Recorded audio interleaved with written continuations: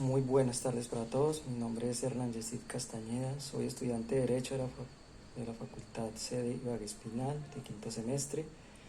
A continuación voy a hacer un análisis de las sentencias dejadas por el profesor de la Sala Penal de la Corte Suprema de Justicia.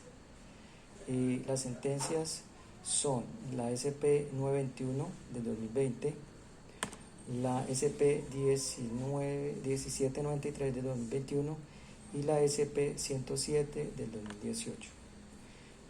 Comenzaré con la sentencia SP 921 del 2020. Acerca de esta sentencia hay unas preguntas orientadoras y corresponde al estudiante hacer la solución de las mismas. Primera pregunta, ¿cuáles son los hechos? Los hechos radican en una relación sentimental entre Cristian Camilo Correa Pinilla, de edad de 18 años, y su novia María del Mar Serrano, menor de 14 años, quienes eran estudiantes del mismo plantel educativo en junio del 2009 de la ciudad de Manizales. Posteriormente, sostuvieron una relación sexual en la casa de la madre de la menor, que inicialmente empezaron con caricias y en otras llegaron a materializarla sosteniendo relaciones sexuales consentidas por parte de la menor, causal que llevó a la madre de la menor a interponer denuncia ante la Fiscalía de Manizales producto de los hechos narrados en mención. La juez sexta penal municipal de control de garantías de la ciudad de Manizales, en audiencia preliminar, imputa el acceso carnal abusivo con menor de 14 años, como lo versa el artículo 208 del Código Penal, en contra del joven Correa Pinilla, quien no se allanó al mismo. El juez quinto penal de circuito hace el estudio del caso y absuelve al acusado al existir dudas sobre la responsabilidad criminal. Por estar en desacuerdo con el fallo del juez, la Fiscalía interpone recurso de impugnación ante el Tribunal Superior de Manizales, quien revoca y condena a Cristian Camilo Correa Pinilla por los delitos de acceso carnal abusivo con menor de 14 años, en concurso con el de actos sexuales con menor de 14 años, y ordena su captura. Pregunta 2. ¿Cuáles son los argumentos y la teoría de la defensa? Con lo versado en el artículo 181 de la Ley 906 de 2004, el inciso tercero, la defensa postula dos cargos: por violación indirecta a la norma sustancial, por errores de hecho. Por lo anterior, los juzgadores ACUO y ADCUEN se contradicen en sus respectivos fallos. Falso juicio de identidad, donde la defensa acusa al tribunal de dejar de aplicar los artículos 11 y 30 del Código Penal relativos a la antijuricidad material que ponga en peligro o lesión el bien jurídico tutelado, y el error de prohibición, en donde no se tenga conocimiento de que la conducta típica, antijurídica y culpable lo sea realmente. No se tuvieron en cuenta aspectos relevantes como lo son las declaraciones de la víctima, la declaración del padre del acusado Marco Antonio Correa García, el testimonio del peritazgo de Ricardo Sarmiento García, médico del Instituto de Medicina Legal y Ciencias Forenses. Digamos, en esta parte pues que fortalecían como tal la tesis de la antijuricidad material. El tener en cuenta la admisión del decreto en vigencia 100 de 1980, y como nacido de ello y del desconocimiento del principio de lesividad, causando gran daño al acusado y que puede ser reparado por el reclamo ante la Corte. Por ende, el ADCUEN, al negar el error de prohibición, asegura que el acusado es conocedor de la conducta por el hecho de ser mayor de edad. La sentencia concluye que el implicado conoce después la ilicitud de la conducta, y la prueba demuestra que ese conocimiento no fue adquirido anteriormente. Se estructura por tal razón la defensa y pide a la Corte casar el fallo emitido por el tribunal. y de la absolución del condenado y dejar en firme el fallo de primera instancia. Pregunta 3. ¿Cuáles son los argumentos de la Fiscalía y demás partes e intervinientes? La Fiscalía menciona 3 antecedentes, aseverando que el enunciado del artículo 208 y 209 del Código Penal, aunque el sujeto pasivo de su consentimiento, el legislador presume su incapacidad por disponer de su sexualidad, ya que esto no acepta prueba en contrario, por ser de carácter absoluto. El menor debe estar libre de interferencias de tipo sexual. Prohibición que para la ley se traduce en deber de abstención de su sexualidad. Por lo tanto, el objeto de discusión, con el propósito de que la ley protege la integridad del menor para que posteriormente tome decisiones acorde a su pleno conocimiento y experiencias anteriores. Tampoco es posible que se enuncie política criminal con el fin de que el legislador suponga la inmadurez psicológica, porque no es ajustable a la realidad social, ni mucho menos para realizar un cambio en la normatividad. Por lo tanto, el consentimiento no tiene suficiente validez para la ausencia de antijuricidad material y no prospera. El fiscal en segundo reparo señala que el juzgador en segunda instancia no tuvo en cuenta el testimonio tanto del señor Antonio Correa y su hijo, los cuales son de importancia para probar que actuó en error de prohibición al pensar que estaba haciendo lo correcto, a pesar de que la madre de la menor siempre estuvo en desacuerdo con dicha relación. En consecuencia, el padre no tuvo argumentos contundentes para advertir, digamos, como tal a su hijo sobre la edad de su novia. En materia contraria, el padre lo puso en contexto de que la conducta le traería problemas jurídicos, por lo manifestado por el procesado en su versión, en que su relación se caracterizó por buenos tratos, tanto afectivos como amorosos, dentro del parámetro normal de un noviazgo sano y sin menoscabar el bien jurídico tutelado. En este caso, la Fiscalía toma postura y afirma que el ADCUEN yerra en su apreciación, dado las condiciones y el desenvolvimiento social del procesado, actualizar su conocimiento de la antijuricidad de su comportamiento. Su padre argumenta que su hijo cursaba último año y que su trato con menores era muy habitual en él. Apenas iniciaba su forjamiento de las relaciones interpersonales y su primer encuentro íntimo lo tuvo con su novio. El padre aclara que el joven optó por estudiar la carrera de Derecho, pero que eso no era motivo para que él tuviera el pleno conocimiento de la antijuricidad y mucho menos las consecuencias que le traería las relaciones sexuales con una menor de 14 años, dado que desde la fecha en que sucedieron los hechos ya habían transcurrido 10 años. Por consiguiente, la Fiscalía pide que se reconozca el error de prohibición por falta de pruebas de que el procesado hubiera actualizado el conocimiento de la antijuricidad. El Ministerio Público, la delegada expresa que el bien jurídico tutelado enunciado en el artículo 208 del Código Penal desde la libertad sexual y que se entiende como la libertad, facultad y derecho que tiene todo ser humano de elegir y determinarse en su actividad sexual. El legislador, a establecer un límite de esa edad, presume que el menor de 14 años no tiene la suficiente capacidad y percepción de esa libertad y considera un abuso el trato sexual.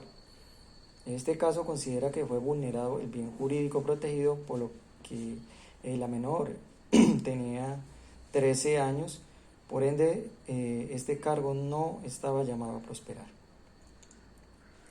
En el segundo punto, observa que el tribunal, cuando valora las pruebas testimoniales tanto de la víctima como el padre y el hijo en mención, el conocimiento que tenía la pareja de su ilicitud sexual, dado que el menor ocultaba su actuar a su madre. Además, la madre del joven fue quien puso al tanto a la madre de la menor para que estuviera más pendiente del cuidado de su hija y que ella permanecía sola en el apartamento. Pide la casación de la sentencia de oficio por falta de pruebas de lo descrito en el artículo 209 del Código Penal, lo cual no fue objeto de la censura. El trato sexual del acusado con la menor siempre tuvo fundamento en el amor. sin que esto influyera negativamente en la menor desde el punto de vista de coacción, violencia o intimidación. Nunca se consumó el dolo, por tanto solicita ser absuelto de la conducta reprochable. Cuarta pregunta, ¿cuáles son las consideraciones de la Corte? El falso juicio de identidad. El demandante manifiesta que si el tribunal no hubiera malinterpretado el dictamen pericial hecho por el médico psiquiatra forense, tendría que haberle dado la razón a la CUO por la vulneración del bien jurídico tutelado, o si la hubo en realidad fue mínimo y que ponía en peligro a este.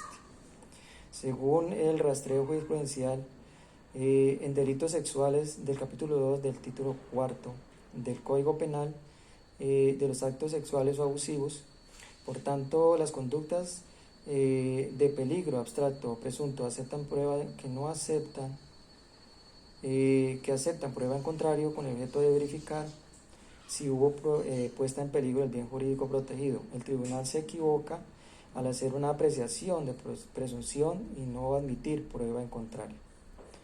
Según el dictamen del peritazgo y testimonios del médico forense, la menor ya estaba en condiciones mentales, físicas y aptas para sostener su primera relación sexual con su novio, a pesar de ser menor de 14 años, aspectos que el tribunal ignoró y que realmente el imputado no se hacía esa figura como potencial para poner en riesgo el bien jurídico tutelado, dado que según la defensa la Corte sí tiene en cuenta la de admitir pruebas en contrario. Según lo mencionado por la Corte, a partir del decreto 100 de 1980, los delitos contra la libertad sexual fueron clasificados teniendo en cuenta resultados, no teniendo en cuenta como tal el resultado, sino de su ejecución, de la conducta dado en la violencia, engaño y abuso. Al examinar los artículos 303 y 305 del decreto de mención, la descripción típica es muy similar a los artículos 208 y 209 del Código Penal actual. La Corte Constitucional señala claramente que los menores, para hacer disposición de su libertad sexual, esta no es plena por la falta de conciencia de sus actos y posteriores consecuencias. Por lo anterior mencionado, toman como base la presunción de derecho, ya que no admite prueba en contrario por la falta de madurez sexual biológica y volitiva de los menores de 14 años, y con el fin de proteger su integridad sexual, aun si estos presentan su consentimiento para las prácticas de tipo sexual, como contrario presentan los adultos y que sí tienen pleno conocimiento de sus actos sexuales. Este tema mantiene la invariabilidad, la vigencia de la Ley 599/2000 en su artículo 208, producto del artículo 304 del decreto 100 de 1980, donde el legislador hace una hincapié en la presunción de derecho y no admite prueba en contrario, dado que el menor se encuentra en desventaja frente al adulto, quien podía tomar ventaja y no tiene resistencia en su actuar. El tribunal no tuvo en cuenta en su apreciación de validar que la menor María del Mar Marín Serrano tenía pleno conocimiento del acceso carnal, según lo expuesto por la psiquiatra en su relato y peritazgo, ya que no admite prueba en contrario por la presunción de derecho. Falso juicio de identidad. Los errores que tuvieron lugar a la distorsión de la prueba practicada en el juicio oral. El tribunal deja de lado el inciso 11 del artículo 32 del Código Penal, que marca el error de prohibición. El tribunal reconoce que su error de no haber dado razón a lo expuesto por el ACUO cuando en su fallo absolvió al condenado, no tuvo en cuenta las declaraciones de la víctima María del Mar Marín Serrano, Marco Antonio Correa y Cristian Camilo Correa. El intento de suicidio de la menor fue impulsado al ver que su novio iba a ser privado de la libertad, y la no advertencia por parte del padre hacia el implicado que su conducta con la menor podía constituir un delito. Por la defensa, la relación sentimental que sostenía era producto del amor consentida por ambos, y por tanto el procesado no podía consentir en su razonamiento la ilicitud de su conducta. En consecuencia, el tener una relación sexual con una menor de 14 años era una conducta contraria a derecho. En el inciso 11 del artículo 32 del Código Penal toma como base la teoría de la culpabilidad escrita, por lo cual el error invencible exime de culpabilidad y deja sin validez el dolo que integra el tipo penal por falta de conocimiento de lo justo, dado que el autor obra equivocadamente, que su actuar no implica un delito o que ignora la existencia de la prohibición. La confusión del juez acuo al absolver al acusado bajo la interpretación de vencibilidad del error de prohibición, que realmente lo obliga a imponer la mitad de la pena según el inciso 11 del artículo 32, y la percepción indistinta del error de tipo prueba, señala que Cristian Camilo Correa no tenía conocimiento de la antijuricidad de su conducta, por lo tanto el ad quem yerra en revocar el fallo absolutorio para condenarlo. Para el implicado, el trato sexual consentido con su pareja era producto del afecto, creía que el actuar era producto del amor y que por ende tenía validez jurídica, sin tener en cuenta la edad. Dicho trato sexual consentido era producto del amor y no de la violencia, el engaño y el abuso. Por consiguiente, la sala casa la sentencia y en su lugar deja en firme el fallo proferido en primera instancia, mediante el cual es absuelto el condenado de los delitos imputados de la acusación. Por lo tanto, se cancelan las órdenes de captura emitidas contra el implicado por razón de su conducta. Quinta pregunta: ¿qué se entiende por presunción de derecho? La presunción de derecho es aquella que no admite ninguna prueba en contrario, porque no hay duda como tal de su veracidad y de su existencia. Sexta pregunta: ¿qué se entiende por error de prohibición? Es una situación fáctica en donde el sujeto comete una conducta y desconoce o no tiene el conocimiento de que el hecho típico, antijurídico y culpable lo sea. ¿Qué se entiende por acceso carnal abusivo? El acceso carnal abusivo es en materia cuando un sujeto penetra la víctima, su miembro viril u otro tipo de elemento, ya sea por la vía vaginal, rectal u oral. Octava pregunta: analizar las dos aclaraciones de voto y exponer la posición respecto a cada una. En la aclaración de voto del magistrado Fernández Calier respecto a esta postura por cual debió absolverse al joven, indicó que debió haberse fundado en lo absuelto por ausencia de dolo, valorado por no haberse tenido en conciencia de la antijuricidad. Al condenado no le era exigible conforme a las reglas culturales de formación y vivencia de su conducta diferente. El magistrado José Francisco Acuña Vizcaya, en su aclaración de voto, manifestó que estamos en suma ante una conducta típica antijurídica conocida por el procesado. El Estado, no puede penetrar en esas esferas de la personalidad del sentenciado ni de la personalidad con quien vivió esa relación afectuosa, lo cual nos movía, como marca la experiencia, a descubrir y compartir en la intimidad. Estos dos honorables magistrados no compartieron como tal la decisión de la Corte por no incluir la valoración científica y psicológica forense a la hora de proferir un fallo como tema relevante en un Estado social de derecho como el nuestro, para así poder determinar la madurez sexual, biológica y volitiva de las niñas, niños y adolescentes en Colombia. A continuación, me voy a referir a la sentencia SP 1793 de 2021. En las preguntas orientadoras, la primera nos dice: ¿cuáles son los hechos?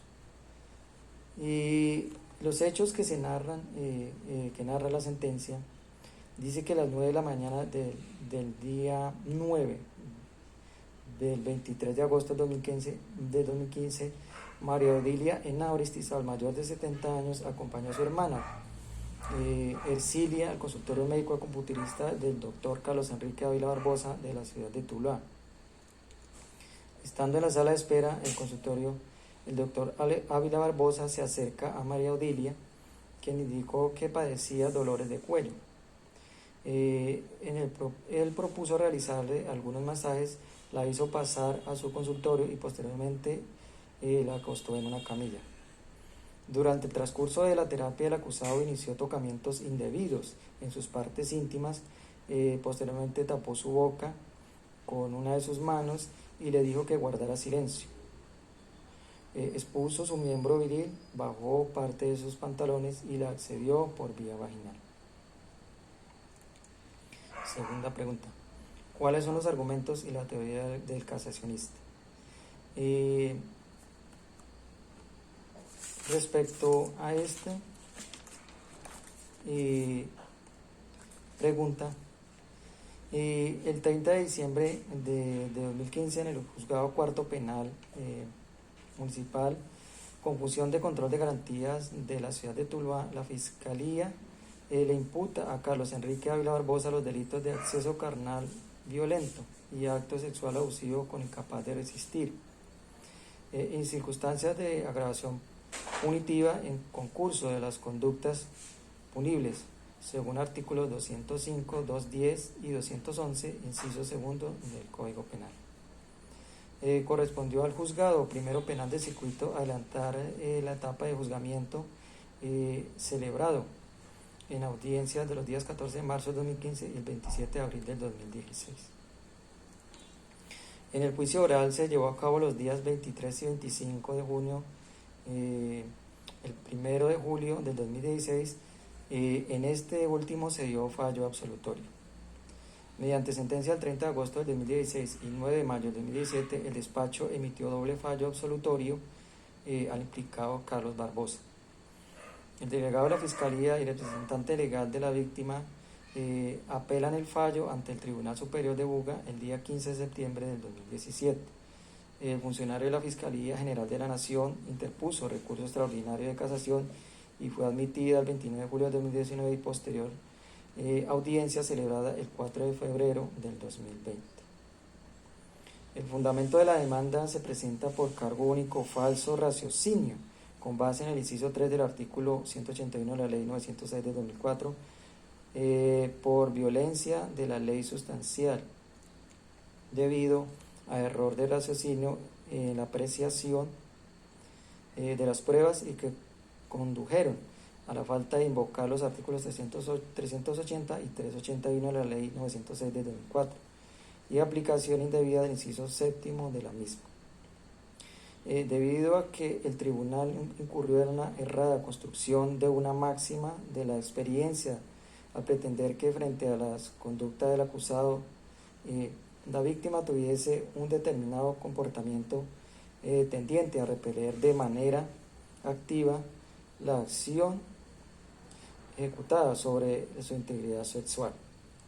La víctima, como es mayor de 70 años, declaró que no consintió la relación sexual y que el médico acupunturista se aprovechó de su condición, llevándola a prácticas de tipo sexual en contra de su voluntad. Por lo antes mencionado, reclama casar parcialmente la sentencia y se condene al acusado por el delito de acceso carnal violento. Pregunta 3. ¿Cuáles son los argumentos de las demás partes intervinientes? Según la Procuraduría, solicitó no casar la sentencia debido a que la inspección judicial realizada concluyó que se podía ver a través de las paredes del consultorio desde la sala de espera, donde estaba la hermana de la víctima. El acuo da credibilidad a lo narrado por la víctima, aduciendo que con una sola mano tapó su boca y con otra bajó sus pantalones, y el de ella, y posteriormente la accede carnalmente. Además, su hermana se encontraba cerca Por lo tanto, existe duda sobre el tipo del artículo 205 del Código Penal acorde a violencia física o moral. Tampoco existe evidencia de que el acusado haya actuado con dolo. Dado lo narrado, debe estar en firme la absolución del implicado.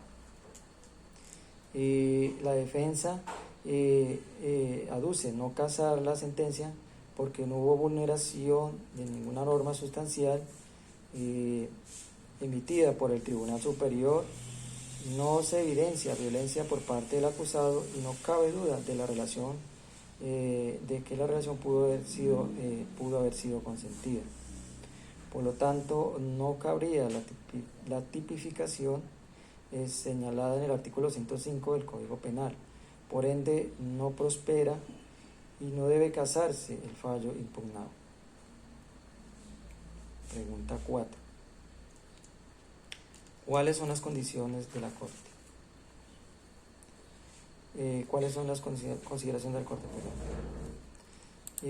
Las consideraciones de la Corte, conforme a los parámetros del artículo 184 de la Ley 906 de 2004, la Corte analiza los problemas jurídicos allí propuestos de conformidad con las funciones del recurso de casación dirigidas a la búsqueda de la eficacia del derecho material, al respecto de las garantías de quienes intervienen en la actuación, la reparación de los agravios inferidos de las partes y la unificación de la jurisprudencia según lo establecido en el artículo 180 y vive.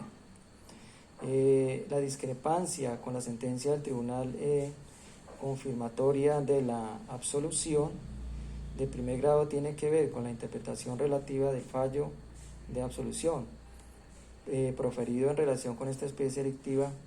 Se sustentó unas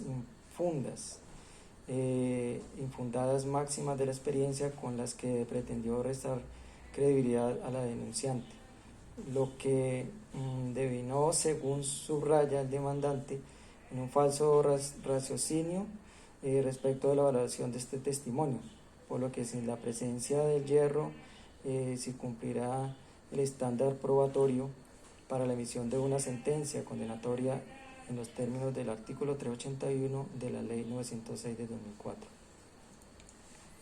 De esta manera, la controversia se suscribe a la apreciación probatoria de la declaración de María Odilia Henao Aristizábal, que como se versa sostuvo que la conducta sexual realizada por el acusado se llevó a cabo sin su consentimiento. En los fundamentos de los fallos de instancia, la juez de primer grado no encontró demostrada más allá dotado de alguna duda que María Odilia Henao Aristizábal haya sido víctima de una conducta sexual violenta, pues que según se fundamenta en su versión sobre los hechos, surgen dudas sobre la circunstancia en que se presentaron los hechos. El juez acudió que la denunciante ofreció versiones contrarias, el acceso canal violento que se denunció especialmente lo que respecta al episodio en que, según dijo el acusado, la penetró por vía vaginal, lo cual no pudo haber ocurrido en cuanto a la poca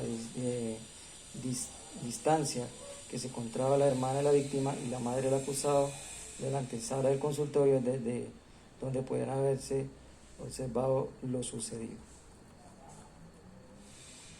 Se pone en duda las conclusiones de la prueba pericial de cotejo de ADN practicadas a partir de las muestras halladas en el protector vaginal de la víctima, puesto que, según advierte, existen defectos en la cadena de custodia que inciden en la autenticidad de la prueba. Absolvió en consecuencia al acusado Carlos Enrique Ávila Barbosa. El tribunal no encontró relevante las contradicciones en el testimonio de María Odilia Henao Aristizábal frente a los acontecimientos narrados por ella. Aunque admite como digno de credibilidad el testimonio de María Odilia Henao Aristizábal en relación con el encuentro sexual, sostiene que surgen dudas plausible sobre si ese acceso carnal pues cometido por el acusado mediante el ejercicio de violencia física o moral, pues el relato de la mujer no puede inferir que haya presentado una seria resistencia que revelara claramente su oposición para el desarrollo del encuentro sexual. El tribunal, en su aplicación del principio del fin de indubio pro reo, no se desvirtúa o no desvirtuó la presunción de inocencia del acusado y mantuvo su absolución. En las consideraciones de la existencia del hecho y de la conducta punible, la Corte, que están planteados dos problemas jurídicos, ambos de naturaleza prohibitoria. En primer lugar, si en curso de los hechos se consumó una relación sexual entre María Henao Aristizábal y el acusado Carlos Enrique Ávila Barbosa. En segundo lugar, si ese encuentro sexual ocurrió bajo su consentimiento o por el contrario fue fruto de un acto de violencia desplegado por el acusado. Lo primero tendría el efecto de cuestionar la misma existencia de la conducta y lo segundo, su tipicidad. De la existencia del encuentro sexual entre María Odilia Henao y Aristizábal y el acusado Carlos Enrique Ávila Barbosa, María Odilia permaneció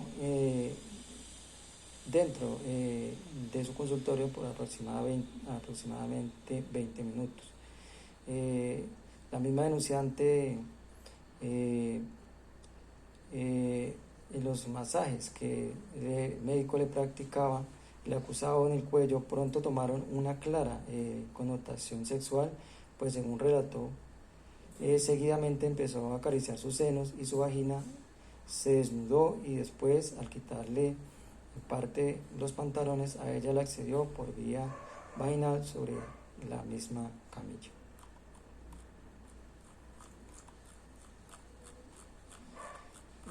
Respecto así en estos términos epistémicos, lo que interpretaron y comunicaron los peritos sobre lo que dicen los datos empíricos relacionados con su estudio científico hace relación en que el caso, la prueba genética en su probabilidad a la luz de las hipótesis que fueron planteadas y en el caso de la bacterióloga a la expresión de una regla de experiencia científica presentada en términos de margen de error. Tales pruebas científicas ofrecidas en estos términos afianzan y corroboran en su contexto la verosimilidad del testimonio de la víctima María Odilia Henao Aristizábal en relación con el hecho concreto que se pretende dar por demostrado en este caso la existencia de un encuentro sexual entre ella y el acusado Carlos Enrique Ávila Barbosa. Por lo tanto, sobre esta particular sala advierte que el material probatorio concurre en respaldar la versión de la denunciante. Del consentimiento de María Odilia Henao Aristizábal y de la posible existencia de un error de tipo como excluyente de dolo, el juez dio por cierto el encuentro sexual, admitió que la hipótesis planteada por la Fiscalía encontró demostración en la prueba testimonial de la víctima, María Odilia Henao Aristizábal, corroborada por la prueba científica relacionada en precedencia.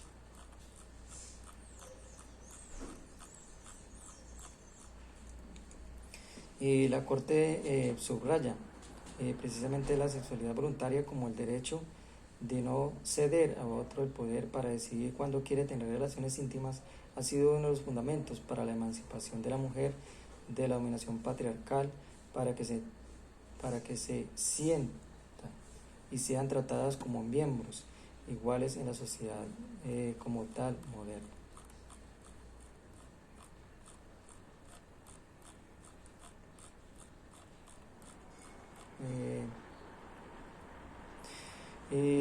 La sala encuentra que las condiciones en que se desenvolvieron los acontecimientos en el asunto que este objeto de estudio permite identificar con claridad un evento de violencia contra la mujer o de género en la medida en que el autor de la conducta actuó con un claro carácter punitivo al someter a la víctima a una agresión sexual en virtud de su condición de mujer.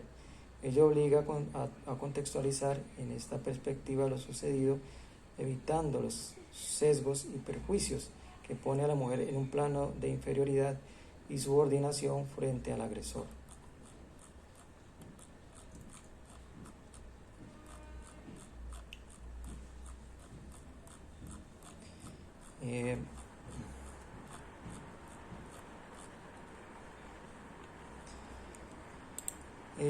La pregunta quinta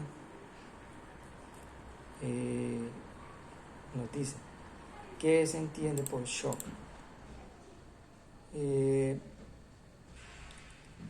Se entiende por shock que es un caso, es un estado donde la víctima experimenta un estado de angustia y pérdida de la credibilidad frente a un hecho que experimenta por parte de su agresor, incapacitándole para tomar decisiones de defensa cuando está en peligro su humanidad.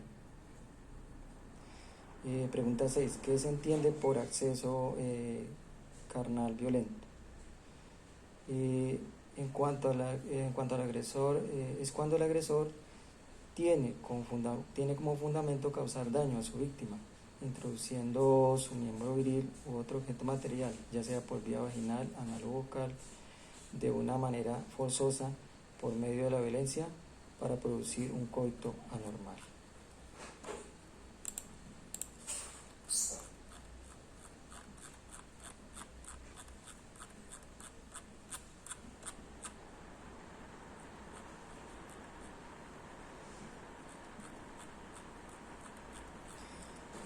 A continuación me voy a remitir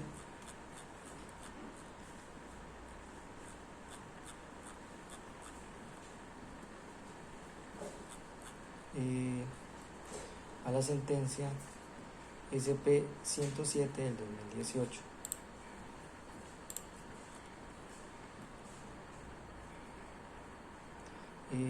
También consta de unas preguntas orientadoras y la primera nos dice, ¿cuáles son los hechos?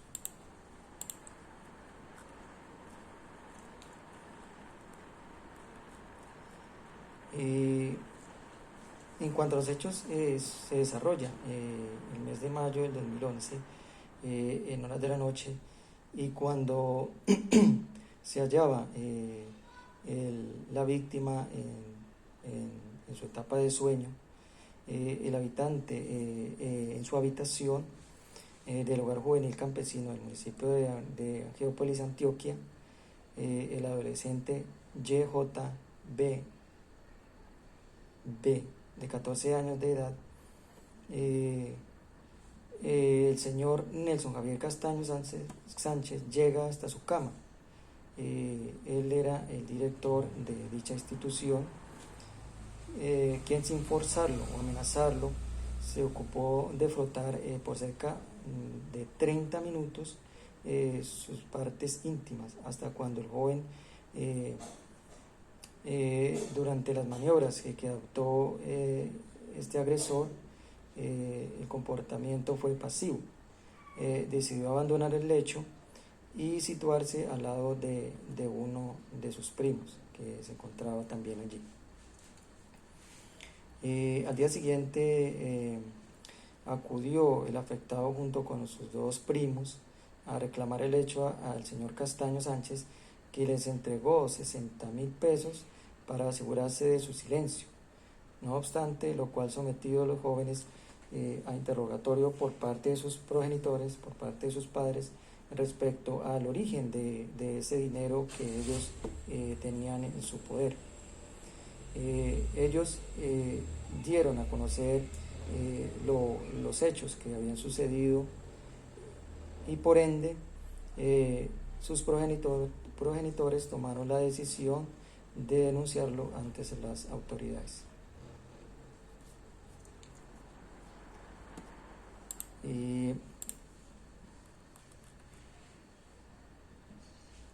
Segunda pregunta, ¿cuáles son los argumentos y la teoría del casacionista? Eh, el 28 de noviembre del 2013, ante el Juzgado Promiscuo Municipal de Angiópolis, previamente se había realizado la imputación por el delito de acceso acto sexual con menor de 14 años. Esta, pues, porque como el menor, el joven ya había cumplido sus 14 años, esta pues fue anulada. La Fiscalía imputó a Nelson Javier Castaño Sánchez el delito de acto sexual violento agravado, en el cual él no se allanó a este. El investigador solicitó la imposición de medida de aseguramiento privativa de la libertad. Ello fue negado por el despacho, motivando la interposición de recurso de apelación. El 28 de febrero del 2014, el juzgado promiscuo del circuito de Caldas, Antioquia, revocó lo resuelto por el ACU y en su lugar dispuso imponer medida de aseguramiento de detención preventiva en el establecimiento carcelario contra Nelson Javier Castaño Sánchez.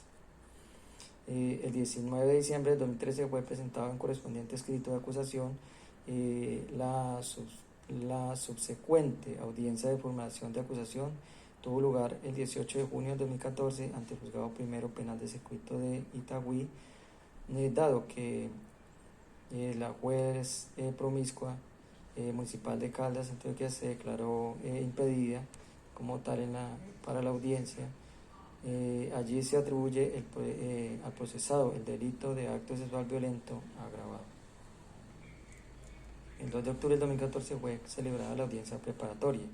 Entre el 29 de septiembre del 2015 y el 20 de enero del 2016 fue adelantada la audiencia de juicio oral, al final de la cual el juez de conocimiento anunció el sentido del fallo absolutorio. El 17 de marzo de 2016 se dio lectura a la sentencia en la que, acorde al sentido antes anunciado, se absolvió al acusado del delito de acto sexual violento agravado. Apela a la decisión por la Fiscalía y la representación de las víctimas. El 28 de octubre del 2016 se dio lectura a la sentencia de segunda instancia, en la cual el tribunal revocó lo decidido por el ACU y en su lugar, como se anotó, el inicio, condenó al Nelson Javier Castaño Sánchez en calidad de autor por el delito de acoso sexual. En la demanda,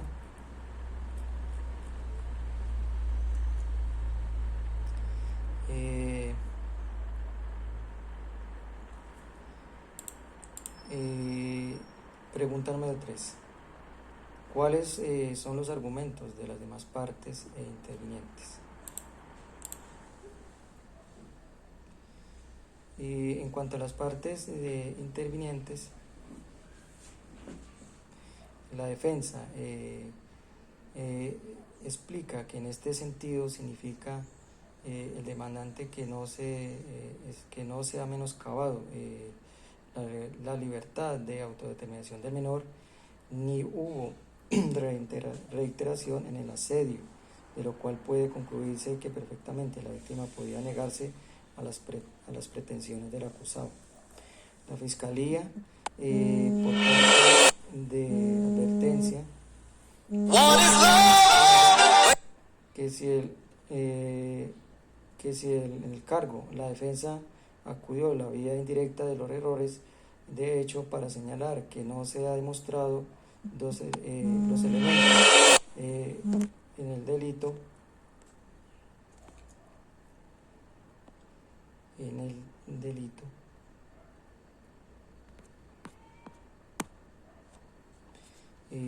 el delito, de acoso sexual, o busca plantear la incongruencia entre la acusación y el fallo. El Ministerio Público descarta a su vez que lo sucedido integre el delito de injuria por vía de hecho, por cuanto esta conducta se manifiesta ocasional, como se ve con los tocamientos que se generan tanto en el servicio público como en las aglomeraciones. Destaca que efectivamente el acusado, valiéndose de su particular autoridad en cuanto director del hogar juvenil campesino, sometió a tocamientos en sus partes íntimas al menor, quien por el temor que ello le suscitaba acude aquí a lo narrado por la víctima, no pudo resistirse, aunque después abandonó el lecho para refugiarse en el de su primo.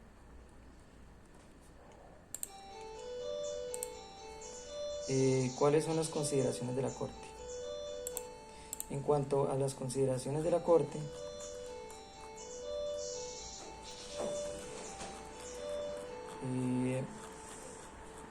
es de vital relevancia en vista de las anteriores precisiones jurisprudenciales. Es claro que para el juzgador resulta factible condenar por un delito de injuria por vías de hecho en los casos en los cuales se acusó por la conducta punible de acto sexual violento, dada la menor entidad punitiva del primero.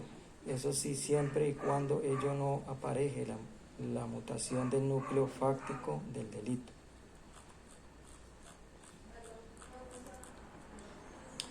En cuanto al acoso sexual,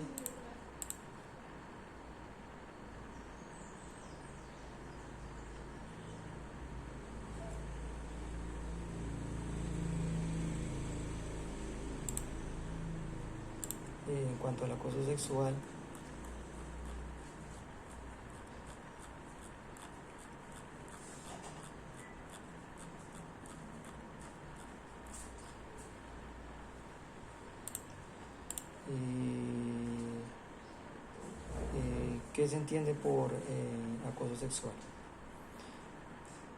El acoso sexual es todo acto que se configura en acciones consecutivas y no en una sola específicamente.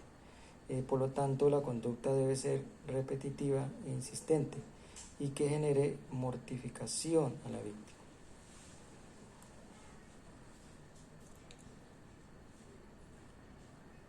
¿Cuáles son las consideraciones?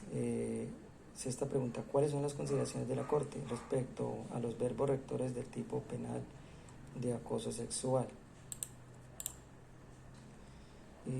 La Corte señala que el tipo penal propone una enumeración exhaustiva de los verbos rectores que conforman la conducta, significando que ella se materializa en los casos en que el sujeto activo acoge, acose, persiga, hostigue o asedie físicamente o verbalmente a la víctima. De dichos verbos rectores cabe anotar que todos indican, en principio, una idea de actos que persisten reiterativamente con el tiempo.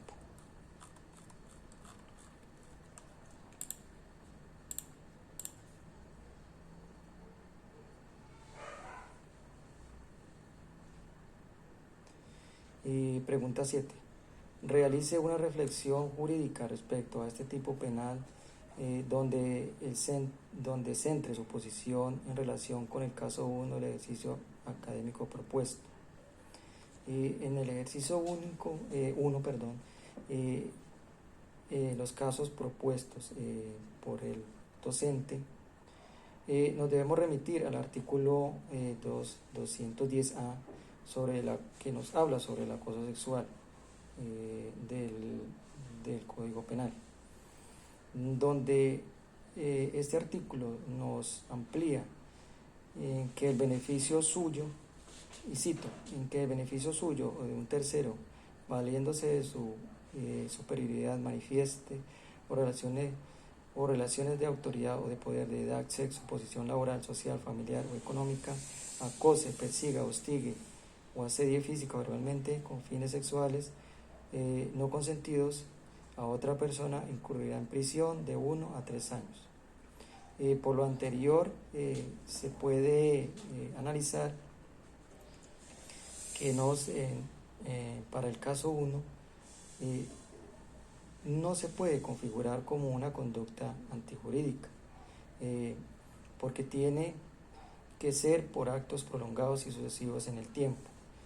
Además, el acto sexual que se llevó a cabo fue consentido por la víctima, Por ende, en este caso concreto, no aplicaría.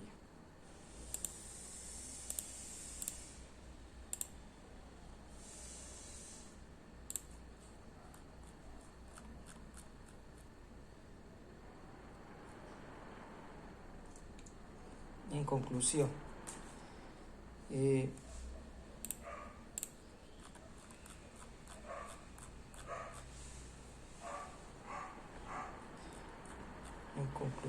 podemos decir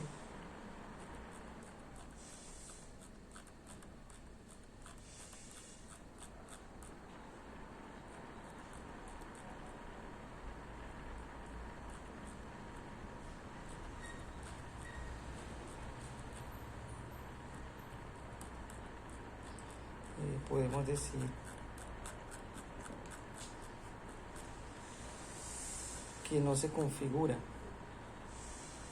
en injuria por vía de hecho. Desde luego que el delito cometido en injuria por vía de hecho, tanto como también se ha elucido en el capítulo anterior del fallo, lo ocurrido no presenta apenas el sorpresivo ocasional enfrentamiento de las partes íntimas que anuló la responsabilidad de respuesta del afectado, ni el hecho puede estimarse solo un agravio lesivo del honor del menor.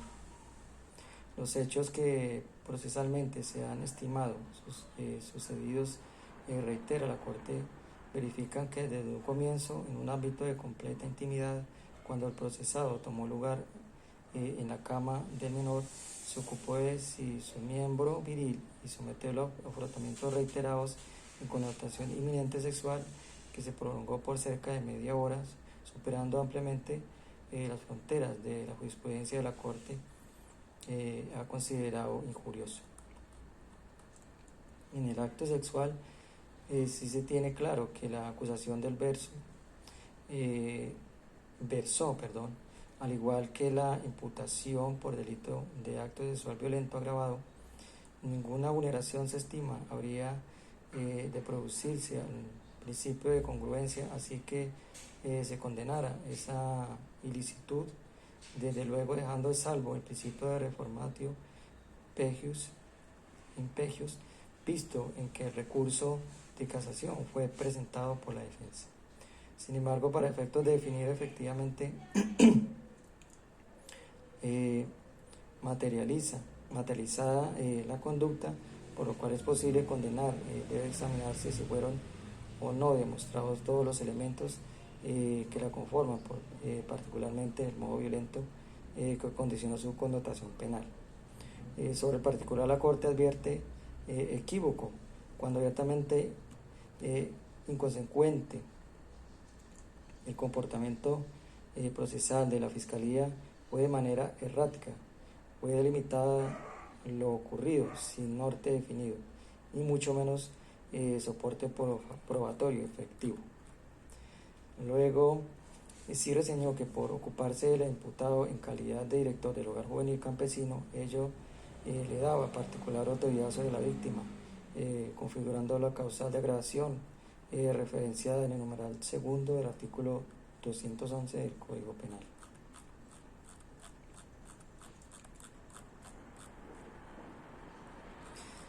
En cuanto al acoso sexual, que aquí se ratifique la condena por el delito de acoso sexual impuso al tribunal por dos razones fundamentales. Refiere por los hechos, el expediado refiere a una conducta ajena al acoso, dado que se materializó una efectiva intromisión en la intimidad del afectado propia de verdaderos actos sexuales, solo que nunca la Fiscalía determinó si efectivamente hubo violencia o cómo se materializó en ella. Probatoriamente se mostró que la condición de director del establecimiento de acogida a Nelson Castaño Sánchez no fue el factor que indujo a que el menor dejara de oponerse a las maniobras salaces del acusado.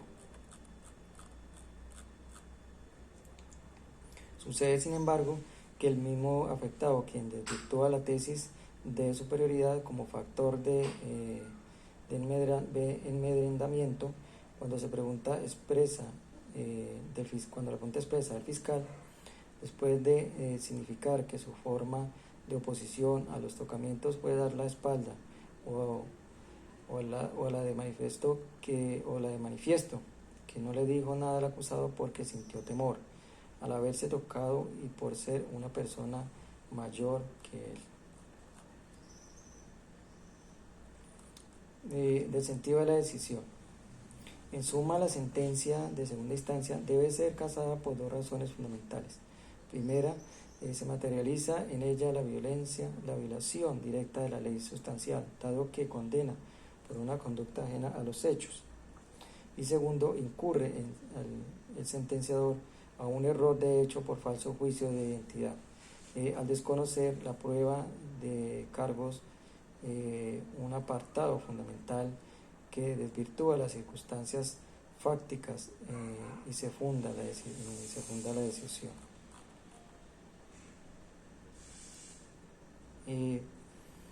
Como tal, en el resuelve, casan la sentencia demandada para que en su lugar confirme el fallo proferido de la primera instancia, en el cual absolvió al procesado Nelson Javier Castaño Sánchez del delito de acceso del acto sexual violento agravado, donde deben cancelarse las órdenes de captura emitidas en contra del acusado por el Tribunal de Medellín. Como forma de cierre, en el contexto de la sentencia, el joven de 14 años y el director del hogar juvenil campesino dado por la Corte fue absuelto el implicado por errores en el procesamiento de pruebas. Por lo anterior, no se configura un acoso porque el acusado no